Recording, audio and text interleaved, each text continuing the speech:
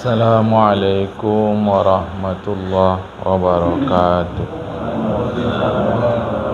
Alhamdulillahi rabbil alamin. Wassalatu wassalamu ala ashrafil anbiya'i wal mursalin habibina Muhammadin wa ala alihi wa sahbihi ajma'in.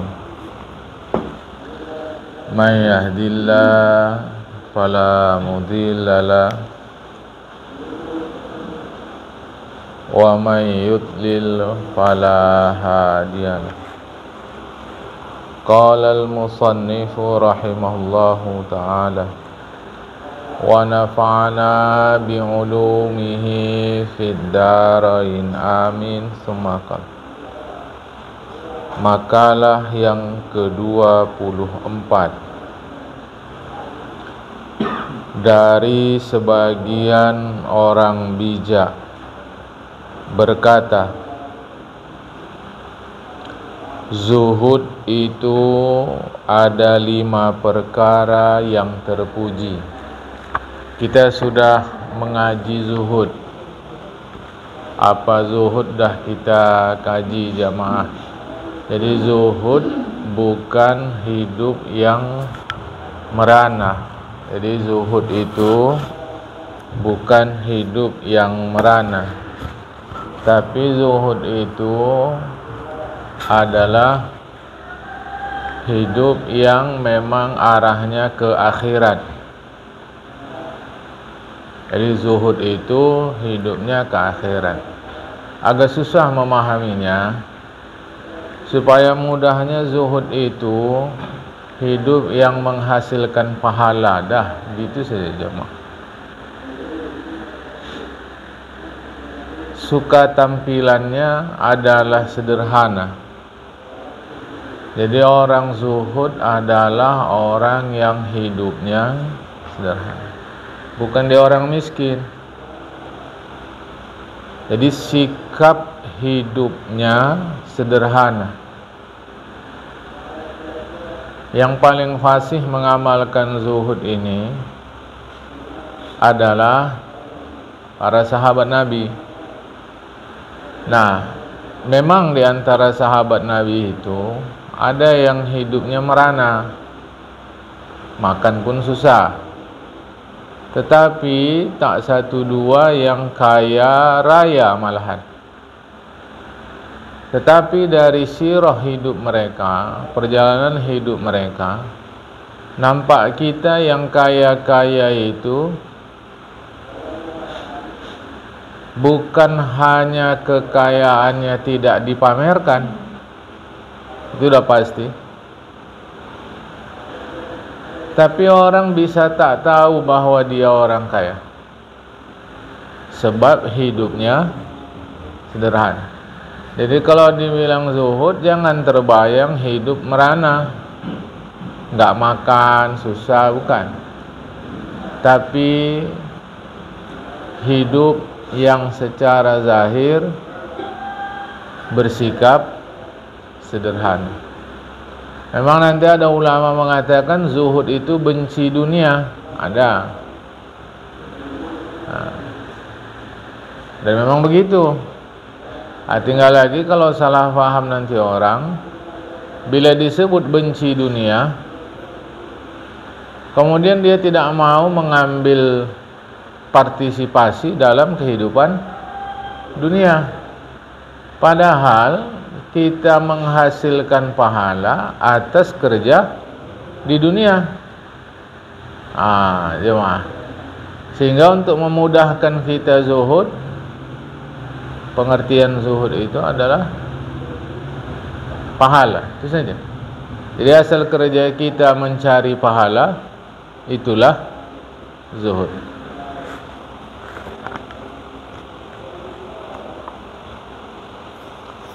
Dia ada 5 perkara yang terpuji. Pertama, berpegang teguh kepada Allah. Berpegang. Dalam pikiran kita berpegang, Benda-benda yang nampak kita pegang. Namanya berpegang, pasti benda yang nampak. Tapi ini namanya Allah Ta'ala itu gaib. Tentu yang dimaksud berpegang di sini adalah iman kita, hati kita. Bukan maksudnya berpegang seperti kita memegang sesuatu. Taklah mungkin itu maksudnya. Insyaallah itu gaib. Maka yang dimaksud berpegang itu adalah jiwa kita, iman kita. Padahal menyukai kepakiran, sebagaimana yang dikatakan oleh Abdullah bin Al-Mubarak dan Syekh Syaqiq Al-Balakhi dan Syekh Yusuf bin Asbat. Jadi orang yang berpegang teguh kepada Allah menyukai kepakiran. Pakir itu artinya perlu. Pakir artinya perlu. Sebab ngaji kita ini tauhid. Maka yang dimaksud perlu di sini adalah kesadaran bahwa kita tidak bisa lepas dari Allah. Bukan yang dimaksud menyukai kepakiran di sini adalah tak usah punya harta. Tetap saja yang paling fasih mengamalkan agama ini adalah para sahabat Rasul. Nyatanya sahabat Nabi kaya-kaya. Memanglah tidak semua, tapi tak satu dua sahabat Nabi yang kaya-kaya. Bahkan yang kaya raya dijamin Nabi. Ada sahabat Nabi yang kaya raya dijamin masuk surga. Abdurrahman bin Auf. Jadi menyukai kefakiran artinya suka miskin, enggak punya harta, bukan. Kesadaran penuh bahwa kita tidak bisa lepas dari Allah. Kalau kita sadar sepenuh sadar enggak bisa lepas dari Allah, berarti kita fakir kepada Allah. Jadi fakir itu artinya perlu atau butuh. Jemaah. Maka orang yang berpegang teguh kepada Allah, dia suka fakir. Dan memang mestilah fakir. Sebila orang merasa tidak fakir kepada Allah, berarti dia menyadari dia kaya. Orang kaya, orang yang tidak perlu kepada di luar dirinya. Padahal kita senantiasa perlu. Saya perlu kepada kita. Karena kalau tak ada kita, siapa lawan saya bicara? Siapa yang mendengar saya? Kita perlu kepada kendaraan kita. Kalau tidak, tak akan sampai kita kemari. Artinya, secara tauhid, kita ini tak ada kaya-kayanya. Fakir terus. Tapi kita tak suka fakir. Dalam pengertian tauhid, bukan dalam pengertian fikih. Sebab dalam pengertian fikih ada yang kaya, ada yang fakir. Karena itulah yang kaya keluarkan zakat, yang fakir menerima zakat. Yang kaya bersedekah, yang fakir menerima sedekah. Itu dalam fikih. Ini dalam ngaji tauhid. Maka orang zuhud itu dia berpegang kepada Allah sebab memang dia suka fakir. Ini kalau kita sadar betul bahwa kita fakir, sadar betul kita fakir, pasti tak ada sombong. Sudah pasti. Karena yang mau disombongkan itu apa? Nah, nggak ada yang bisa disombongkan. Kalau orang itu sadar fakir. Nah, nggak ada dia merasa berbuat baik kepada orang lain. Nggak ada. Jadi penyakit hati itu boleh dikata akan hilang kalau orang sadar dirinya fakir. Ini termasuk di antara tanda-tanda zuhud. Karena seseorang tidak akan sanggup berlaku zuhud tanpa berpegang teguh kepada Allah. Jadi orang tak akan bisa zuhud kalau tak berpegang kepada Allah. Mudahnya, kalau orang tidak berpegang kepada Allah tak dapat pahala, berarti riya. Orang riya tak dapat pahala. Ini harap dipahamkan betul-betul. Jemaah, kita ini mau dapat pahala. Ya, mendapat pahala, mendapat ridha Allah Ta'ala, mendapat surganya Allah Ta'ala. Kedua, dan berlepas diri dari merasa tergantung kepada manusia. Iya. Jadi orang zuhud tidak boleh merasa tergantung kepada manusia. Ini dalam. Luar kita tak bisa hidup tanpa orang lain.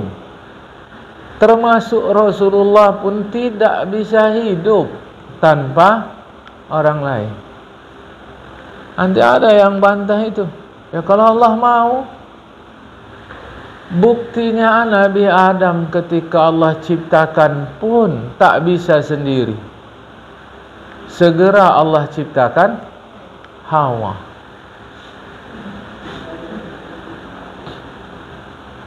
Jadi secara zahir kita tak bisa hidup tanpa orang. Namun secara tauhid kita katakan hidup kita bukan karena orang. Jadi tak boleh hati bergantung kepada orang. Apalagi kita tak bisa bertahan dari Israel karena orang. Suka-suka Israel aja jemaah. Apakah orang itu kalau akrab dia sekaligus mati? Kan tidak. Suka-suka Israel. Nah, jadi sikap zuhud berikutnya, hati tak boleh bergantung kepada manusia. Tak boleh. Tauhid tak boleh. Ya, tapi kita tak bisa hidup tanpa orang. Tauhid kita main. Yang membuat hidup kita tidak bisa tanpa orang lain juga Allah Subhanahu wa Ta'ala. Jadi jamaah, berjalanlah seiring antara syariat dengan hakikat. Berjalanlah seiring antara zahir batin, antara luar dalam. Ini dia. Dan yang luar jangan masukkan ke dalam, yang dalam jangan pindahkan keluar. Mulutnya bilang, tak perlu aku sama kalian, sendiri pun aku bisa hidup. Ini kan sebetulnya bahagian dalam, bukan bahagian luar. Bahagian dalam, tapi tidak dipindahkannya keluar. Tanpa kalian pun bisa hidup aku sendiri. Kan pikir perlu kali aku sama kalian? Tak boleh. Ada pula yang memindahkan yang luar ke dalam. Apa itu? Di dalam hatinya dia yakin hidup dia tergantung sama orang. Ini kan terbalik. Kita hidup tergantung kepada kehendak Allah Ta'ala, bukan pada kehendak orang lain jemaah. Itu balik-balik. Maka kalimat hidup aku tak perlu sama kalian, melainkan kepada Allah. Itu di dalam, bukan di luar. Jemaah, bahwa keperluan aku tak bisa lepas dari orang, itu di luar, bukan di dalam. Kita ni kita balik-balik, maka rusaklah kita, kacaulah kita. Jemaah, ya.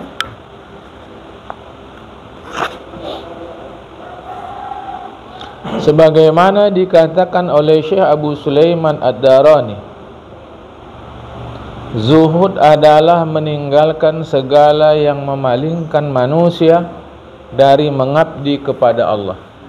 Apa saja yang membuat kita berpaling dari mengabdi kepada Allah, maka itu kita tinggalkan. Itulah disebut zuhud. Apa saja. Oh, ini buat kita berpaling dari Allah. Ini buat kita berpaling dari Allah. Ini buat kita berpaling dari Allah. Itu kita tinggalkan. Itulah zuhud.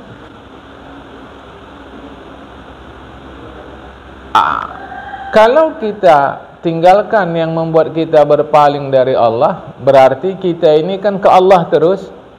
Ke Allah terus. Kalau ke Allah terus kan menghasilkan pahala. Itulah secara mudah saya sampaikan, zuhud itu apa saja yang menghasilkan pahala.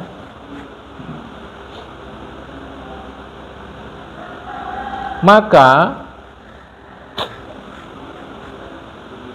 yang yang sulit itu senantiasa zuhud. Kalau sekali-sekali zuhud itu tak sulit. Jemaah, senantiasa zuhud itu yang sulit. Contoh tak sulit zuhud, betapa ikhlasnya kita memberikan makanan untuk keperluan warga yang gotong royong. Ini bulan Sya'ban nih, akhir Sya'ban, masjid mau dibersihkan, lingkungan mau dirapikan, mau menyambut bulan suci Ramadan. Untuk itu diperlukan bantuan masyarakat, sumbangan makanan, minuman.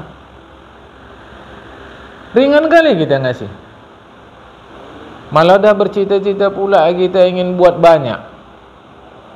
Ringan kan? Mudah. Itu mudah kerana ada pahala enak. Sembahyang subuh tadi kita tak ada pikir lain-lain, fokus kepada sembahyang. Itu zuhud. Jamaah, kena hasilkan pahala. Masalahnya nanti di luar itu, misal kata di luar sembahyang, mulailah kita lalai. Apakah yang kita lakukan ini ibadah atau bukan? Contoh adat kita, perempuan pergi belanja ke pajak. Waktu si perempuan belanja itu sadar enggak dia ini ibadah ghairu mahdah? Jangan-jangan dia belanja ke pajak karena memang sudah kebiasaan saja. Pagi belanja, masa dah. Tak ada kesadaran dia bahwa ini ibadah ghairu mahdah. Berarti belanjanya bukan mengabdi kepada Allah. Tak zuhudlah dia. Si suami waktu keluar rumah cari nafkah, sadar tidak dia bahwa mencari nafkah ini adalah ibadah ghairu mahdah? Tak sadar dia, berarti tak zuhudlah dia, tak dapat pahala. Capek dapat, duit dapat, pahala tidak. Kerana dia tidak menyadari bahawa dia sedang mengabdi kepada Allah. Itu dia, jemaah. Capek, lelah badan, kadang lelah perasaan. Yalah, duit mungkinlah dapat, mungkin tak dapat. Tapi pahala tak dapat. Kerana tak zuhud. Jadi zuhud itu bisa. Contohnya tadi kita sembahyang subuh tu zuhud. Ngaji ini pun mungkin kita zuhud. Tapi selepas ngaji ni Apakah kita zuhud? Boleh jadi waktu pulang nanti lalai, sekedar pulang. Tak ada pikiran kita waktu pulang ini mau jumpa suami, mau jumpa istri. Ya kalau sudah tak bersuami, tak beristri lagi, entah berniat pulang mau bereskan rumah. Mengapa bereskan rumah? Karena Allah suka kepada keindahan. Tak ada pikiran gitu, tak ada. Berarti itu tidak zuhud. Itu tak zuhudnya mah. Makanya mudah memahamkan zuhud, asal menghasilkan pahala itu aja. Asal menghasilkan pahala, zuhud. Ya jadi orang nggak mengharap ridho Allah, Pak. Iya. Macam mana orang dapat pahala kalau Allah tidak ridho? Itu kan sama dengan garam, asin, air cair, kan sama dengan itu jemaah. Saya mau garam tapi yang tidak asin. Ya, macam mana? Saya dapat pahala biar Allah tak ridho. Macam mana tuh? Mungkin. Ya, jadi ini yang mudah, pemahamannya mudah. Tinggal mempraktekannya. Jemaah, ya.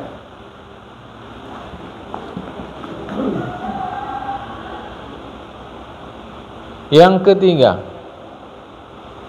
dan tulus berbuat sebagaimana yang dikatakan oleh Yahya bin Mu'az. Seseorang tidak akan mencapai zuhud yang sebenarnya. Ya. Seseorang tidak mencapai zuhud yang sebenarnya, kata beliau, kecuali padanya ada 3 perkara, yaitu berbuat tanpa bergantung harapan kepada manusia, berkata tanpa berharap balasan dari manusia, dan memiliki kemuliaan tanpa menyukai menjadi pemuka manusia. 3. Jadi kata Syekh Yahya bin Mu'az, orang tak akan bisa mendapatkan atau mencapai peringkat zuhud kecuali 3 perkara.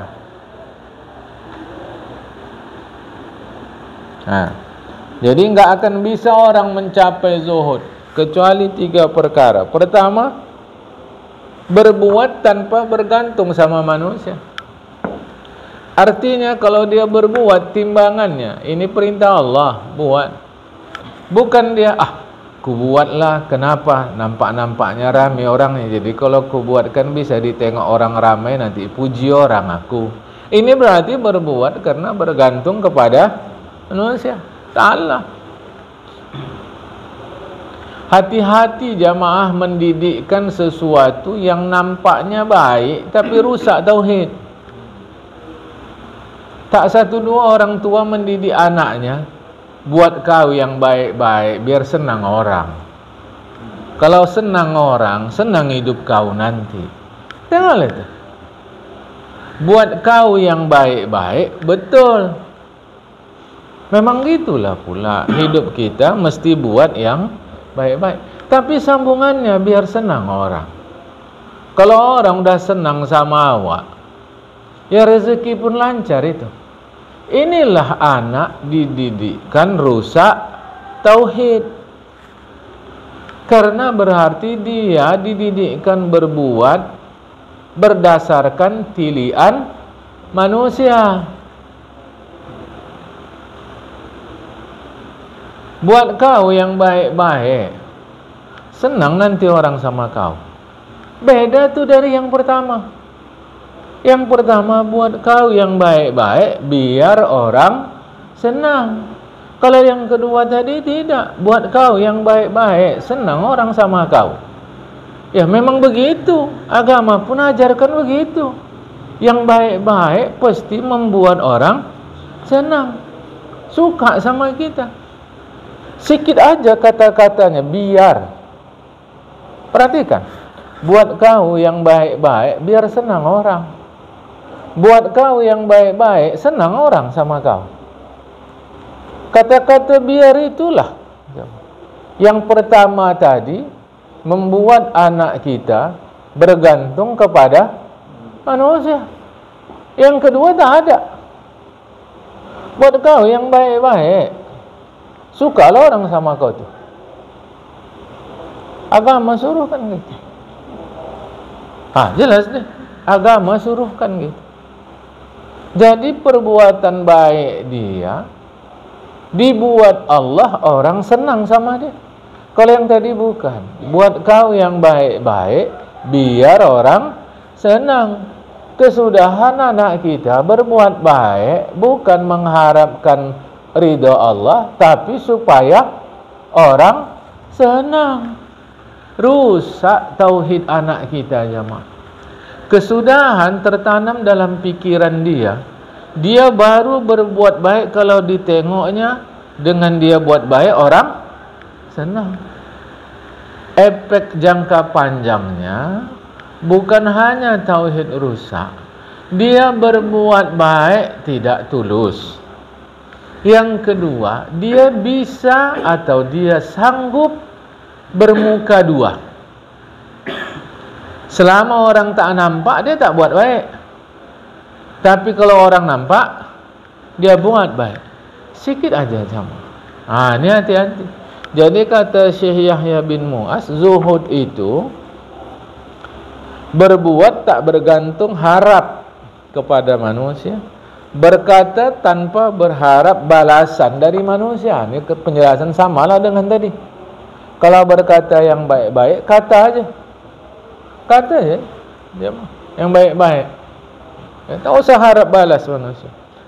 Memiliki kemuliaan tanpa menyukai menjadi pemuka manusia.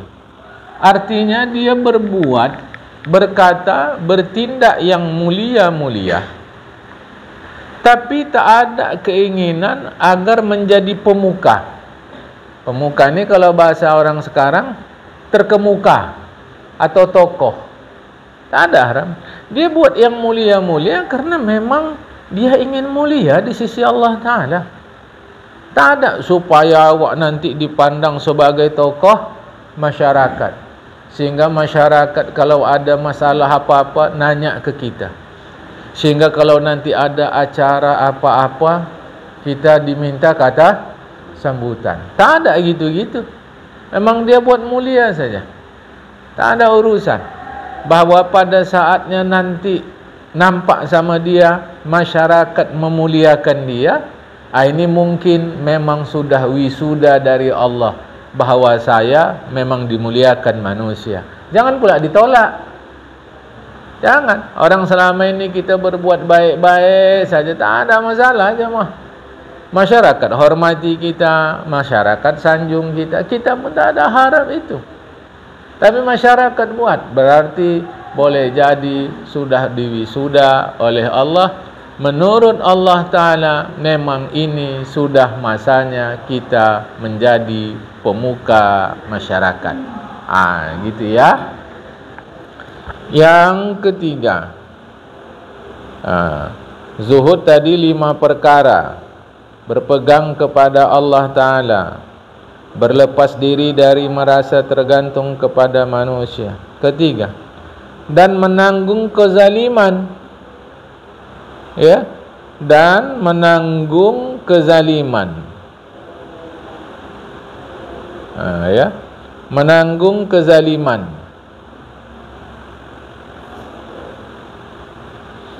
Dari Nabi Muhammad SAW, az-zahadatu fid dunya laysat bitahrimil halali wala idha'atil mali, walakinna zahadata fid dunya alla takuna bima fi yadika aw saqa minka bima fi yadillah, wa an takuna fi sawabil musibati idza anta usibta biha arghaba minka fiha law annaha ubqiyat laka. Ya. Baik. Jadi tadi zuhud 5 perkara, berpegang teguh berlepas diri dari manusia, tulus. 3 ya. Sekarang yang keempat berarti. Ya. Jadi yang pertama berpegang teguh kepada Allah Ta'ala. Kedua, berlepas diri dari merasa tergantung kepada manusia. Ketiga, tulus berbuat. Nah, itu tadi ya, tulus. Ini udah berkali-kali kita kaji nih jamaah, ikhlas. Ya. Yang keempat, menanggung kezaliman. Apa arti hadis Rasulullah tadi? Zuhud dalam kehidupan dunia itu bukanlah mengharamkan yang halal, bukan pula menyia-nyiakan harta, bukan. Kita contohkan jamaah. Padahal kuih talam tadi kan halal. Kuih talam halal lah, mana pula haram. Ya. Tak boleh ini dunia ni semua. Makan kuih ni lalai kita sama Allah Ta'ala. Bukan itu zuhud. Ini tak boleh, itu tidak boleh. Mengharamkan yang halal. Ya, tentu maksud mengharamkan yang halal artinya yang boleh dibuatnya tak boleh. Bukanlah pula artinya dia menetapkan haram ini. Haram kalau dikerjakan, bukan itu maksudnya. Tak akan begitu. Kalau gitu ceritanya berarti mengada-ngadakan hukum Allah Ta'ala sendiri, murtad bisa. Bukan itu maksudnya. Tak boleh, ini tak boleh, ini tak boleh. Bukan itu zuhud. Bukan pula zuhud menyia-nyiakan harta. Apa maksud menyia-nyiakan harta? Ini dunia ni semua, tak ada guna, ambil. Ini mobil saya ambil, ini televisi saya ambil, ini ambil, ini semua apa? Handphone saya ambil. Kalau ada pula harta emas ambil, ini dunia ni. Bukan itu zuhud. Penting kali kita punya harta itu jamaah. Penting kali. Cuma yang salah kan sikap kita. Harta kita buat untuk sandaran sombong. Biar tahu dulu orang sini. Dulu bisalah miskin aku. Sekarang tengok. Apapun bisa. Bukan. Harta itu penting kali jamaah. Saya rasa tak usah lagi lah saya bagi tahu pentingnya harta. Cemana kita nolong orang kalau tidak pakai harta? Cemana? Iyalah, kalau sedang tak punya harta pula bisa tolong dengan ucapan, bisa dengan tenaga. Kalau kita berharta jamaah saat ini, berharta kita, berharta, cukup harta kita. Ya, tapi sebetulnya mesti gayung tu bersambut ya. Jangan gayung tak bersambut. Kalau kita berharta saat ini, kita kasih sipolan modal untuk berusaha. Meskipun ada juga yang dikasih modal habis duit tadi poya-poya, itu tak masuk lah. Maka saya kata tadi gayung bersambut. Ada harta kita, kita kasih dia modal. Ada harta kita, supaya jangan zina orang ni, kita nikahkan. Kita nikahkan, kita siapkan lahan, kita buat rumah sederhana di lahan tanah kita. Kita buat orang tu tinggal situ. Gratis rumah tadi. Kita bantu usahanya. Yang betul lah pula. Ada yang tak betul. Tak usahlah saya terangkan lagi sama kita yang tak betul ni. Dibaguskan semua menjadi apa? Menjadi nakal lah dia jamaah. Dikasih semua, difasilitasi. Jadi malas pula dia. Itu tidaklah kita maksudkan. Tidak kita maksudkan jamaah. Nah itu semua dengan harta. Saya hanya bisa bagi tahu. Saya hanya bisa bagi tahu. Coba kalau saya berharta, saya bagi tahu dan saya bisa mengerjakan. Nah, ini hati-hati. Saya tetap bagi tahu kita zaman belakangan ni mau hati-hati menolong orang. Namun prinsipnya tetap menolong orang. Prinsipnya tetap menolong orang. Tapi belakangan ini mau hati-hati jamaah. Karena ada orang yang ditolong ini, setelah ditolong dia persis seperti menolong harimau kejepit. Ada. Waktu saya bilang harimau kejepit, ada pula yang bilang anjing kejepit, buaya kejepit, terserahlah. Ada yang model gitu. Awak tolong dia, bisa pula gaya hidupnya macam gaya orang kaya raya. Bisa pula poya-poya. Kasihan awak nengoknya. Nengok anak istrinya, kasihan. Awak kasihlah dana. Dibuatnya makan enak di restoran bersama anak istrinya memang. Coba. Ya Allah, sayangnya awak rasa kecewa, awak rasa nolongnya. Berdosakah kita kecewa? Tidak, tak berdosa. Rasa awak sayang kali. Cobalah kau ya Allah. Kena nampak kita jualan makanan, sikit kali kita tengok jualannya. Kita kasih duit tadi supaya jualannya banyak. Salah paham dia, pikirnya rezeki nomplok. Udah dibuatnya senang-senang. Alah ya Allah. Coba. Jadi ini mau hati-hati ya.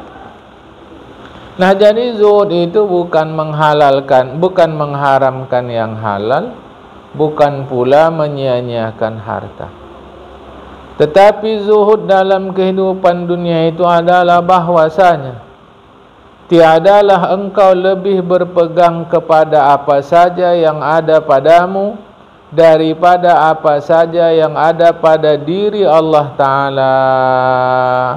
Ini dia, zuhud. Kalau tidak karena kereta aku, tak bisa aku sampai ke tempat ini. Itu di mulut syariat, tapi secara hakikat itu salah. Salah. Hakikatnya yang buat kita sampai itu adalah Allah Ta'ala. Tetapi itu dalam, jangan cakapkan keluar. Yang sudah pernah saya contohkan ke kita, durian itu tajam atau lembut?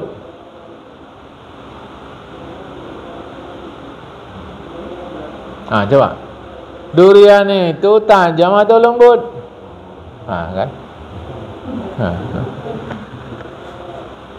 Dia pakai kalau. Ya kalau isinya lembut Pak, kalau kulit. Enggak, kita tanya durian itu tajam atau lembut? Tajam. Kalau lembut enggak akan ada durian. Macam mana bawanya? Apalagi kalau kita tengok yang jual durian tu kadang mencampak-campakkan begitu. Campak tampungnya susun, campak tampungnya susun. Kalau lembut macam mana nangkapnya? Campaknya pun macam mana? Enggak awak maksud dalamnya. Ini bukan cerita dalam. Begitu kita katakan durian itu lembut, ada buah durian? Ayo jemaah. Durian lembut, ada buah durian? Tak ada. Mana lembut? Durian tajam, keras. Coba jemaah. Jadi letakkanlah syariat sebagai syariat, letakkanlah hakikat sebagai hakikat. Tapi walaupun durian itu tajam, keras, di dalam benak kita yang terpahami tajam atau lembut. Dalam benak kita, aku mau makan durian. Coba. Dalam benak kita yang mau kita makan durian yang keras tuh. Kan tidak, lembut, enak, wangi, tebal.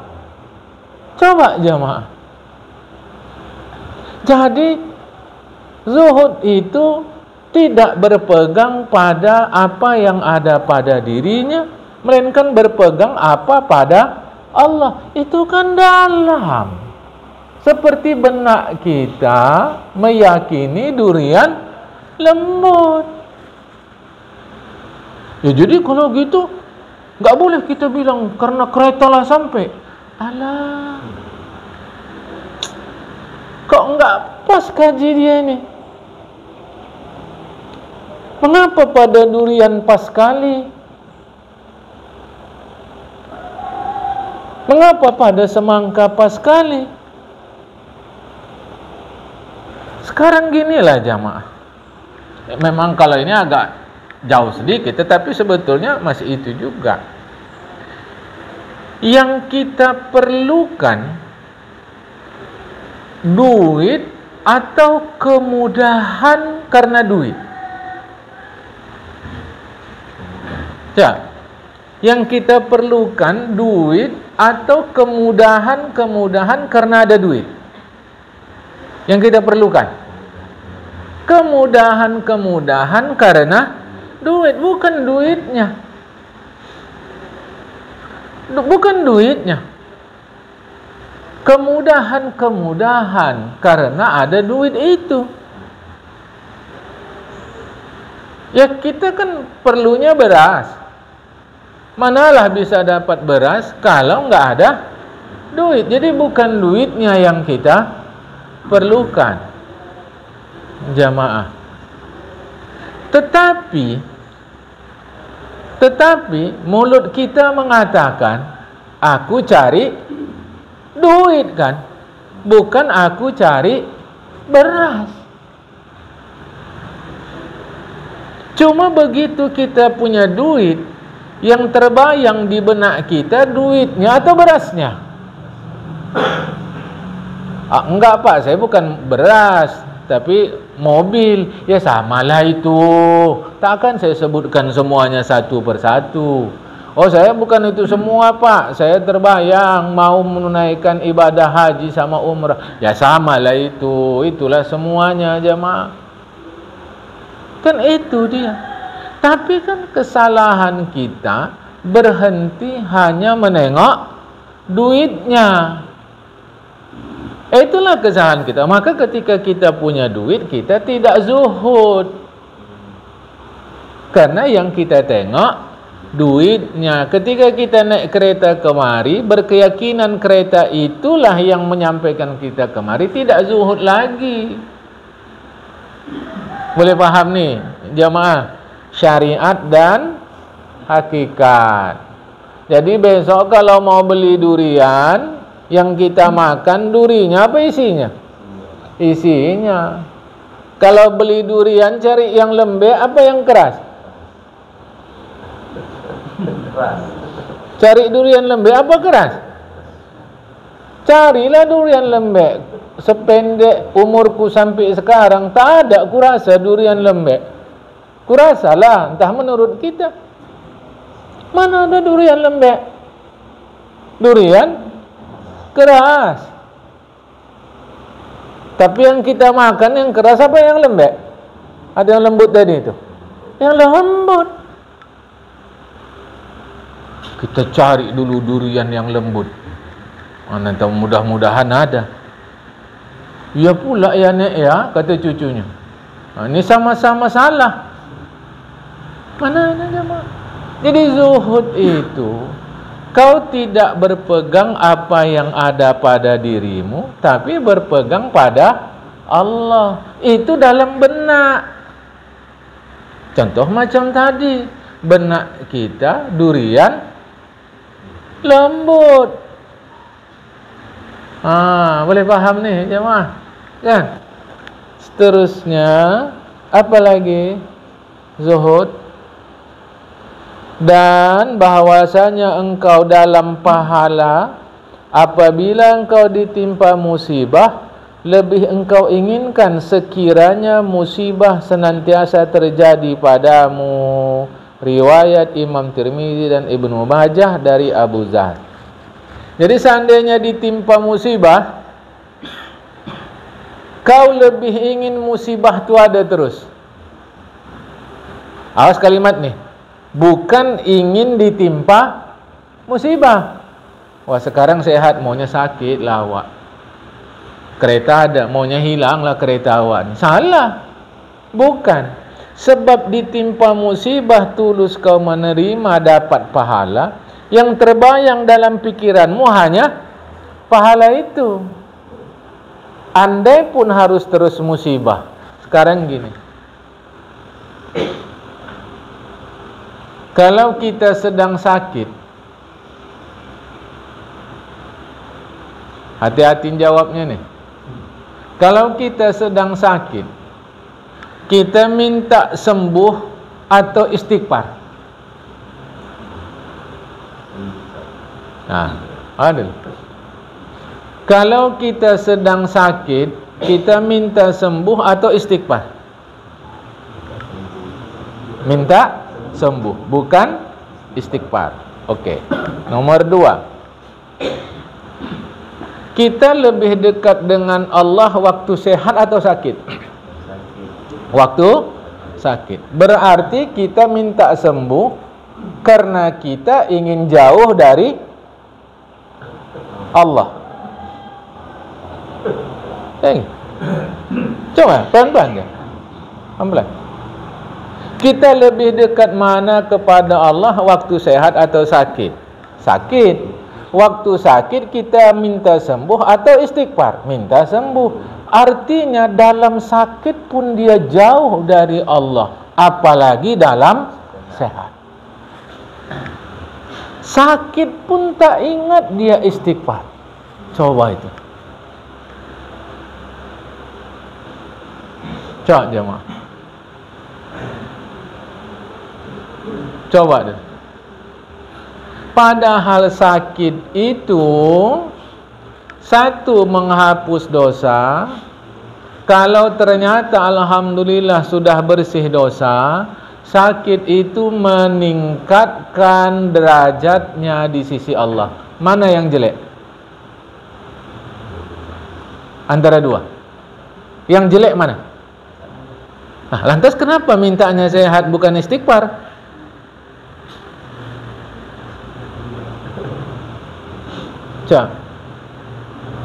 Cara, kenapa mintanya sehat bukan istighfar? Sedang sakit aja lupa dari Allah, apalagi sehat. Coba. Jadi kalau gitu maksud Bapak minta aja sakit sama Allah. Itulah buruk sangka. Yang minta sakit aja siapa? Andailah waktu sakit minta sehat dan tak sehat-sehat, matilah dia waktu sakit itu. Apakah dia tidak berarti lalai waktu matinya dari Allah Ta'ala? Lalai tidak? Husnul khatimah, su'ul khatimah. Nah, coba.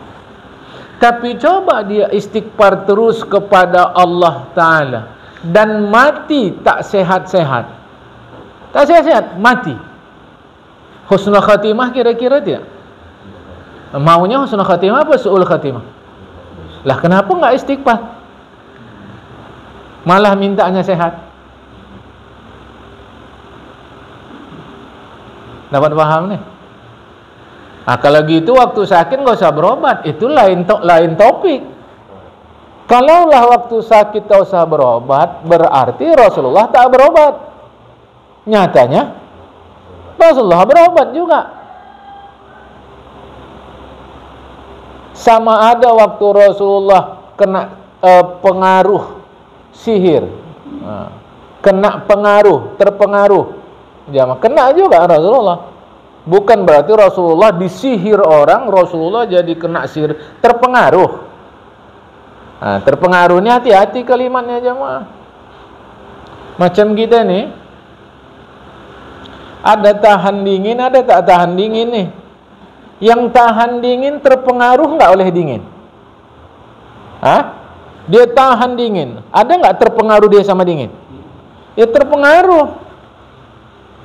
Ada terpengaruhnya. Apa? Tahu dia rasa dingin. Itu kan terpengaruh.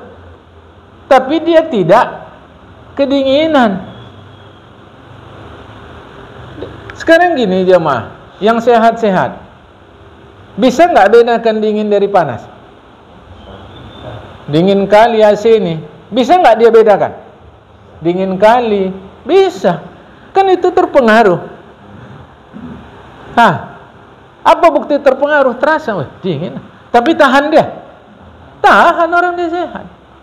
Jadi jangan dibilang pikiran Rasulullah rusak karena sihir. Itu salah satu bukan. Itulah asbabun nuzul surat Qul a'udzu birabbil falaq. Jadi Rasulullah terpengaruh oleh sihir. Hati-hati jemaah. Jangan, memang ada riwayat sampai Rasulullah pun dikesankan meracau.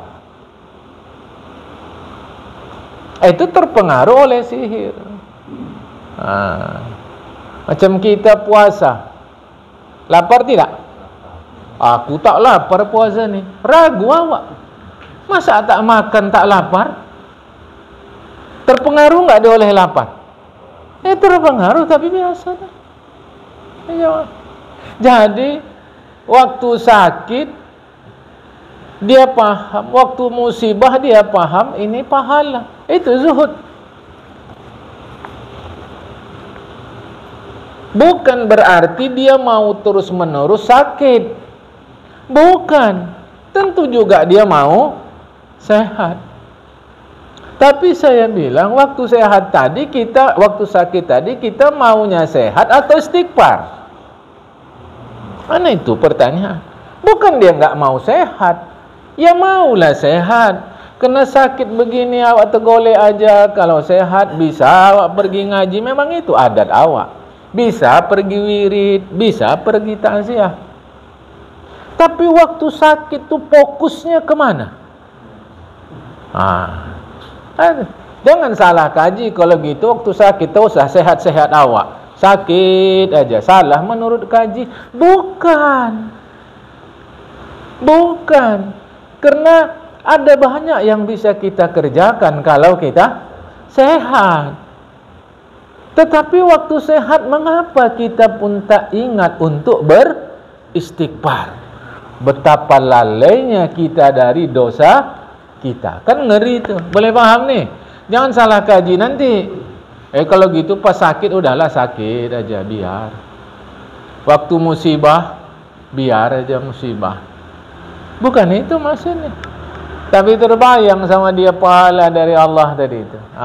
Ya, kena salah kaji takut saya nanti. Ya, akhirnya qanaah terhadap apa saja yang dimiliki. Apa qanaah? Yaitu sebagaimana yang dikatakan oleh Syekh Junaid Al-Baghdadi. Zuhud itu mengosongkan hati dari apa saja yang tidak dimiliki. Hati itu kosong, jadi punya tapi hati tak menganggap punya. Sadar betul di hatinya semua punya Allah. Jangan diucapkan. Suka-suka kita mengucapkan, ini punya Allah ni semua. Kalaulah punya Allah semua, mengapa pelit kali kita? Bersedekah pun kira-kira di mulut, semua punya Allah tu dalam hati. Itu qanaah. Kata Syekh Sufyan Tsauri, zuhud di dalam kehidupan dunia adalah memendekkan angan-angan. Itu zuhud. Apa pendek angan-angan? Bila tarik napas, tak yakin bisa keluarkan napas. Bila tarik napas, tak yakin bisa hembuskan napas. Karena menghembuskan napas itu setelah menarik napas. Lantas macam mana? Dia yakin bisa hembuskan napas jika dikehendaki oleh Allah. Itulah insyaallah. Jadi pendek angan-angan itu tanda orang zuhud. Kapan itu? Itulah dia. Tak boleh Bahkan Rasul dalam hadis disebutkan, bila aku mengangkatkan kakiku, tak yakin aku bisa menjatuhkannya kembali. Itulah zuhud. Lantas orang itulah pendek angan-angan. Lantas orang bilang berarti putus asa, karena memang orang ini orang yang pesimis. Begini jamaah, orang sakit, orang sehat. Balik lagi contoh tadi, orang sakit, orang sehat. Biasanya, jangan luar biasa, biasanya orang orang menjadi lebih baik ketika sehat apa sakit? Biasanya waktu sakit. Apalagi kalau sakitnya sakit parah, dah nampak tak ada sembuh. Makin baik makin jahat? Makin baik. Kenapa makin baik? Karena dia yakin kesempatan hidupnya makin sikit, sempit. Nah, kalau orang pendek angan-angan, berkeyakinan akan mati setelah ditariknya napasnya, pasti dia jadi baik. Adatnya lah, bahwa ada juga tetap jahat itu di luar di luar kebiasaan. Pasti dia jadi baik. Jadi orang kalau pendek angan-angan, insya Allah dia akan jadi baik. Itu maksudnya. Ya. Tidak memakan makanan yang keras. Apa maksudnya ini? Maksudnya tadi tuh, kalau kita makan makanan yang lembek berbanding makanan keras, lebih banyak mana waktu kita perlukan? Yang keras atau yang lembek? Yang keras. Ke sana maksudnya. Padahal memakan makanan yang keras itu mengaktifkan enzim-enzim dalam tubuh. Sehat itu. Bukan pula gara-gara ini nanti tak usah makan keras. Bukan itu maksudnya. Kalau makan keras, waktu yang diperlukan lebih lama, dikesankan nanti orang merasa hidupnya lebih lama. Ke sana. Padahal kalau kita makan makanan yang keras dikunyah-kunyah itu sehat bagi badan. Enzim kita keluar jamaah, gigi kita terlatih, seluruh alat pencernaan kita bekerja. Itu sehat. Ya. Yang ketiga, tidak memakai jubah.